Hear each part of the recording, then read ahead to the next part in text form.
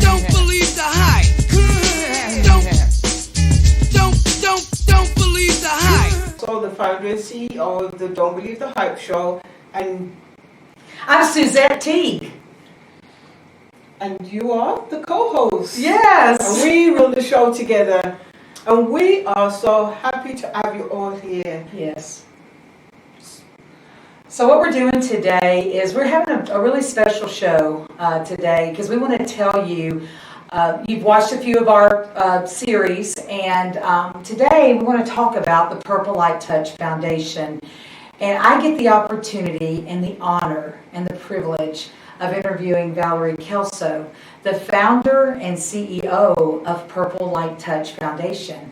So today you're going to get to find out how she got started, why she got started, what provoked her to start a foundation, and who she really is. Because we feel if you're going to continue following us and watching our stories, that you get a true sense of who we are as people, as what we do on this planet. So without further ado, I am going to just ask Valerie her first question. And so Valerie, you and I have known each other a long time. I want you to tell this audience what provoked you to start Purple Light Touch. How did you get started? I mean, first of all, you're from England.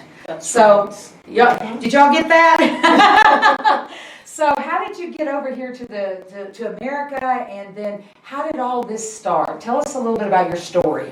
Well, 10 years before I came to the US, God had already told me He was going to move me. He also told me that I needed to buy my house and only take out my mortgage for 10 years. And I didn't know where He was going to move me to, so I decided that I'm going to beat God, and I was going to travel all over the world. So I went from Dubai, Egypt, Barbados, St. Kitts, Jamaica, Dominican, Antigua, Budapest. I went to all different countries because I thought, well, if God is going to move me, I just want to make sure He sends me somewhere that is really hot. And of course, as you can see, I ended up with Texas because I forgot to ask God for some breeze. And so now I've been in Texas now for 10 years. So technically it's over 20 years that God has already told me I was going to be moving, but I didn't know I was coming to Texas. So, but how did after all those travels, which is really interesting because I know some of our audience was like, wow, I haven't even left the state. How did you finally end up here? Like you could have gone anywhere in the United States, New York, Chicago, LA. What brought you to Texas? Like what was your story? Well, right, because I got family in New York and I got family in Florida. Mm-hmm. But I met a gentleman. I was at a church convention. He was not my first choice, I'm not going to lie to you. There was 3 guys, but one was in his 60s, and I said, God, I'm only 48, I didn't ask you for a 60-year-old. And the other one wanted children, and trust me, this woman was not going to have any more children. So, and then it was like John came along, and that's how we ended up becoming a couple. Later on, I got married, and that was how I ended up here in Texas. So when you first got here, Valerie, tell the audience, what were you doing? Like, what kind of job did you take? How did you know you wanted to be a massage therapist? Like, what happened once you got here? Well, I'll be honest with you.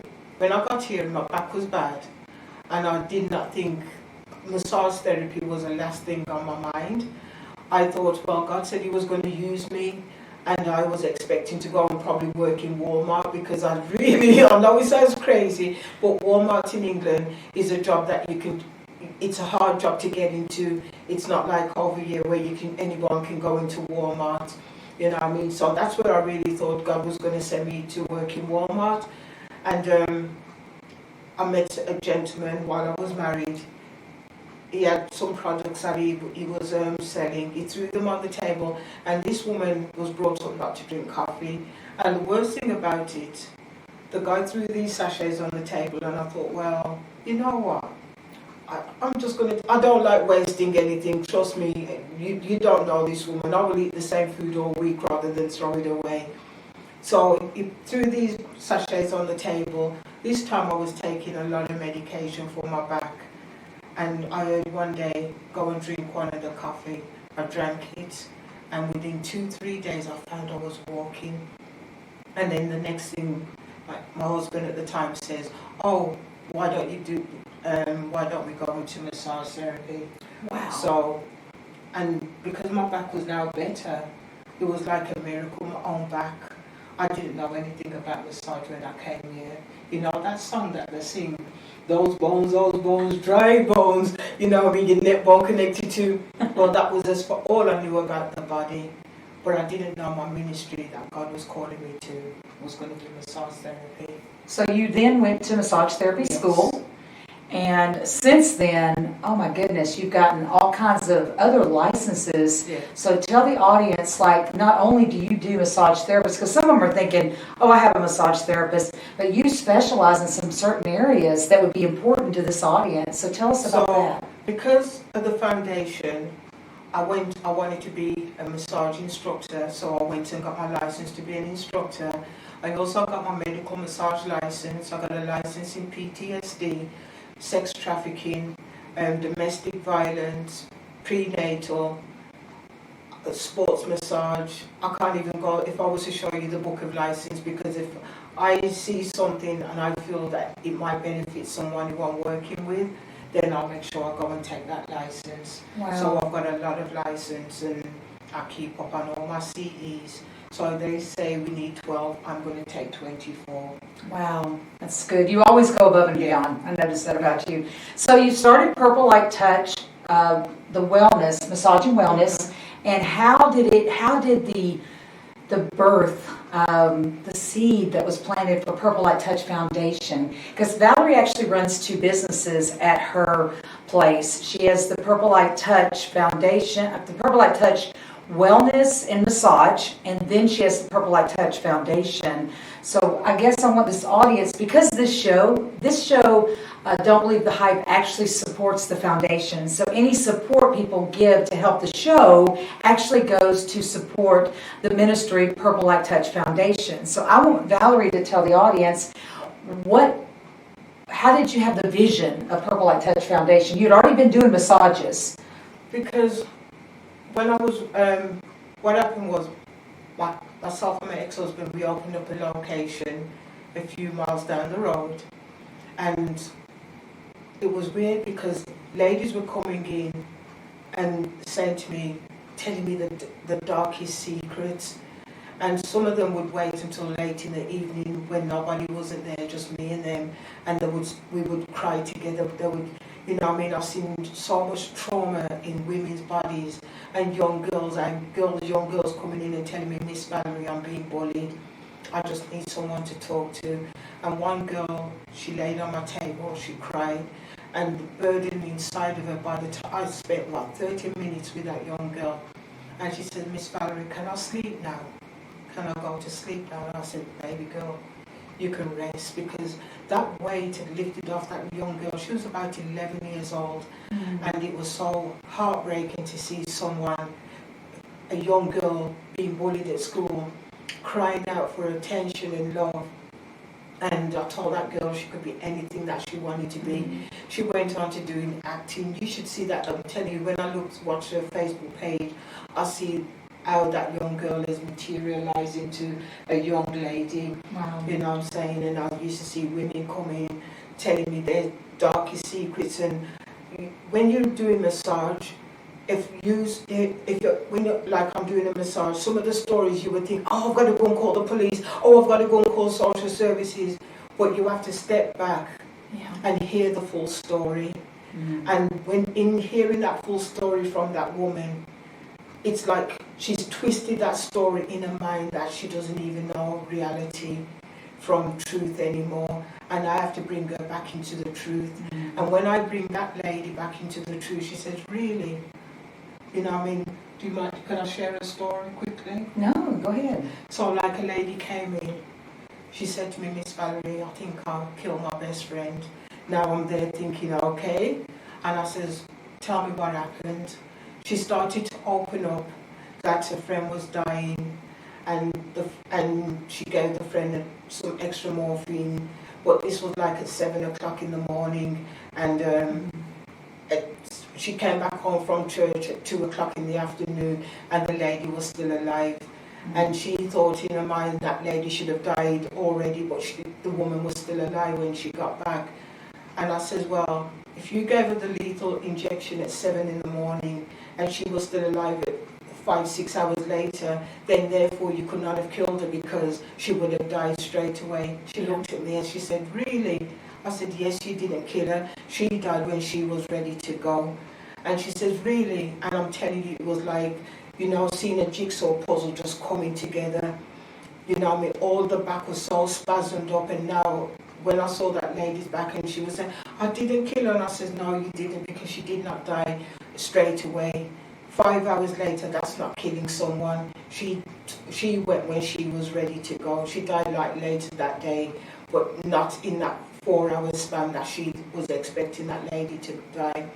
And she was so over the moon, she cried. She says, oh my God, and it was like, I said, no, you didn't. And that's why I say you've got to hear the full story from people who are sharing their stories. You know, I mean, I can go on and tell you stories after stories and things that I've heard on my table, and I've had to decipher it. And it's an overwhelming job that I do here at PLT, Massage and Wellness, or, well, not so much a wellness on the foundation, because two of them are sort of interlinked a little bit, because some women don't want to be labelled as, oh, I'm a basket case.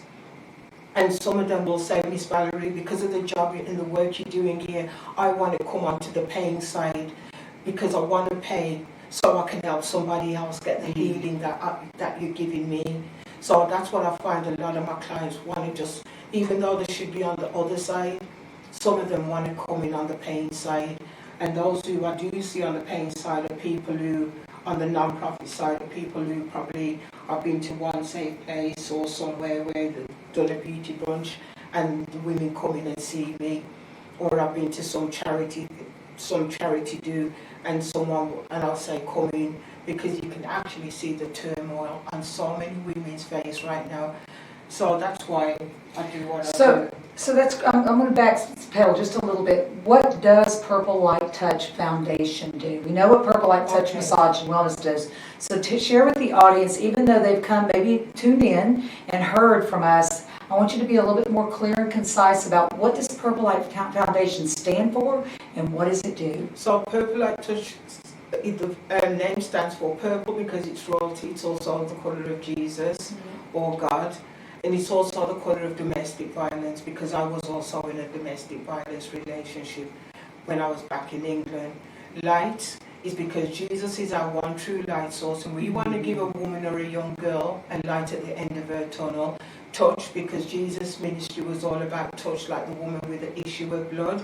You know what I mean? He says, your faith has made you whole. Yes. So that's why it's called Purple Light Touch Foundation. What we do here at the foundation, we offer empowerment, we offer prayer, we've got a prayer room, we offer empowerment, we offer t-shirt design where they can come in and we'll teach them a life skill. We also offer computer classes if they want to come in and learn how to use a computer. We have 2 massage rooms, one for domestic violence, well, not even domestic violence, it's called our freedom room, and we've got a dream room for the young girls that have gone through bullying, any life-altering situation. It's designed beautifully for our young ladies. So that's what we do here at the foundation. The majority of this building is set up for the foundation, but I have to, you know what I mean, so that's what my vision is, to have this place filled with women and young girls who are seeking alternative treatment. And that's what I do here at PLT, Purple Light Touch Foundation. So one of the reasons why you do massage as part of that is to teach them that touch is safe. That's and it's right. Okay, and it can be done in a nurturing, loving way. And because some of them that have come from abusive situations don't believe touch is safe. In fact, they probably, it's probably fearful when somebody tries to touch them. So you get to teach women how to love themselves again. And have healthy relationships. Yes. That, you know, I mean, not all touch is a bad touch, right? And yes. So that's what it's about. Because if you've been abused, you don't want that touch. You don't want someone to hold you. You don't want someone to, or sometimes you you will run back into another relationship that is not healthy. And so what I would like to do, my goal here is not just myself and the other ladies who help me out here at the foundation, is to teach healthy touch, what is safe boundaries, because people just think it's all about domestic violence, but you know, you can have trauma from other things like sex trafficking, you can have financial abuse, all those are trauma, foster care abuse, elderly abuse, you know what I mean? So we try to bring all those, bridge that gap that no one's not touching on a regular basis, and that's why the foundation is mainly set up to teach women that you can have healthy relationships. I love that. So tell the audience, since we've got on the subject of Purple Light Touch, your background, you had some abuse in your Yes. background, and I imagine there's probably somebody out there that sees you all put together today and they think, oh, there's no way she suffered abuse. In case there is somebody that's asking that question, they're saying, there's just, you know, how can she relate to me? Look at her. She's got a foundation. She's got a wellness center. How can she really relate to me? Speak to that person about your abuse and how it impacted you and how you moved forward past it. To be honest with you, if it wasn't for God, I probably wouldn't be here. Because I know I've got this beautiful bracelet on, but right here, I could have lost my hand. But I'm using my hand to do work on women and young girls. Over my eye, I could have lost my eye. I lost my tooth to domestic violence. I've lost a baby to domestic violence. I've been through a lot. Looking at me, you can't tell, because I'm always laughing and I'm always joking. That's because I keep myself focused on God, because I keep saying, God, you promised me. I keep going back and telling God His promise, His words, that He would never leave me nor forsake me. So that's what keeps me going. And yes, I might be well put together now, but 3 years ago, I was homeless. I didn't even know which way to turn. I was even suicidal. I was very, very depressed. And I kept saying, God, how am I going to keep all this going? And I'm going through my own trauma myself because of my getting divorced. And if it wasn't for my faith, I tell you now, I wouldn't be standing here. So if you're going through something, go onto YouTube. Find empowerment sessions that you can listen to. Find somebody else who can uplift you. But you know what I mean, I don't really watch a lot of TV because the TV to me is doom and gloom. Yes. And I can't have no more doom and gloom added onto my own doom and gloom. So I find empowerment or something educational that's going to uplift my spirit. You know what I mean? Yes, a lot of the times you will see me laughing and joking, but I feel good when I'm laughing and joking, because if I laugh and joke, I know I'm making a difference in somebody else's life. So you don't have to sit down in domestic violence. I even wrote a poem that was called What Could Trigger Him Off Today. You know what I mean? Because that's how low I felt, and it was what could trigger him off today. I tried my best in every way, making sure his seams were pressed straight in his worn-torn jeans. All of a sudden, all I hear is not enough salt in the pot, as a slap flew in my ear. I fall to the ground, no tears could be found. Please let him kill me. I'm here crouched on the ground, kicking and punching each and every strike. I might as well have been in a boxing ring tonight. He turns the TV to high so no one knows he's beating on me. I hear the door slam. My baby's crying in the next room. Dear Lord, look what I'm putting my little girl through. She don't need to see none of this. What am I to do? He comes home happy, forgetting that he's beating on me, kissing me, asking me is there any food in the pot. Not a mention of the beating that he gave me earlier that day. I'm going to my bed soon, and I know he'll soon be coming in kissing on me.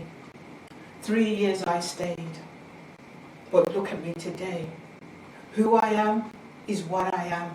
I'm a proud woman. They say I am an African, My colour is dark, my eyes are bright, just like the stars that shine at night. My lips are thick, they say they are the best kissing lips. My shoulders are broad, they need to be, because of the remarks that sometimes hurts me. Who I am is what I am, and what I am is who I am, and I'm Valerie.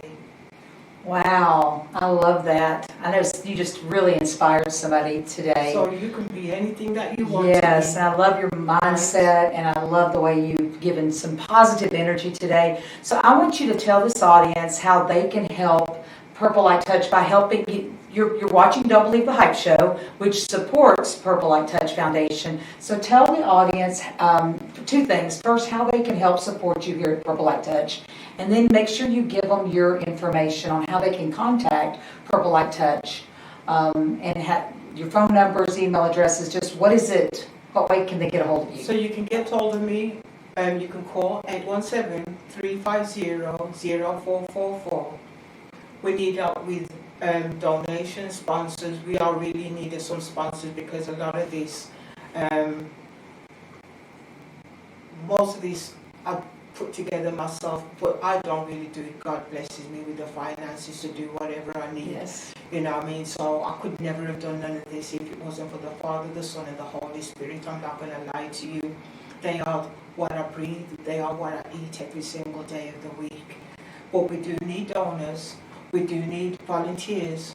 We do need people who will just come in and say, what can I do to help you? Mm-hmm. You know what I mean? We do need finances because it's a lot of money to keep all this going on a monthly basis. Especially, I know that a lot of us are still struggling because of COVID. You know what I mean? But any little bit will help our foundation.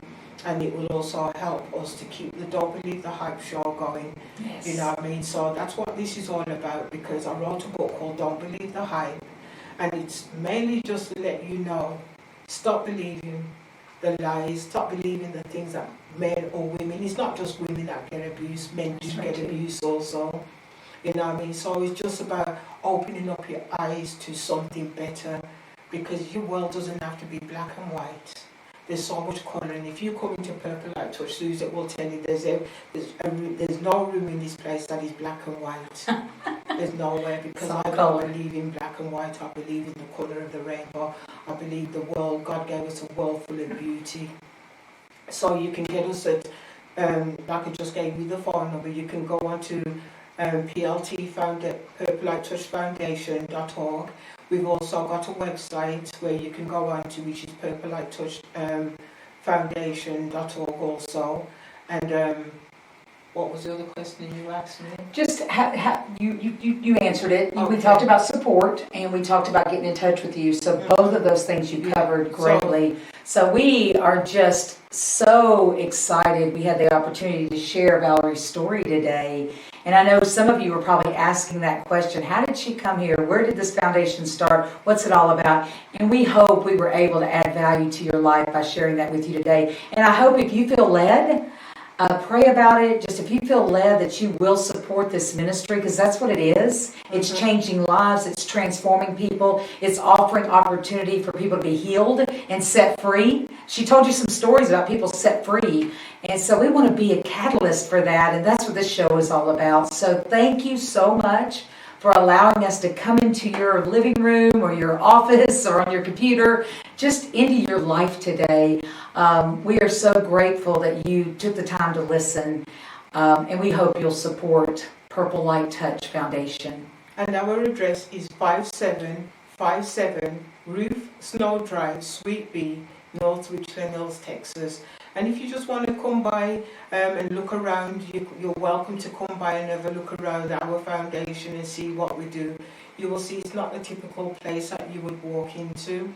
You know, I mean, the foundation has been going now for 6 years, right? Even through COVID, God has kept us going. We was making face masks, and people were just coming in and giving us money. And this is a brand new location.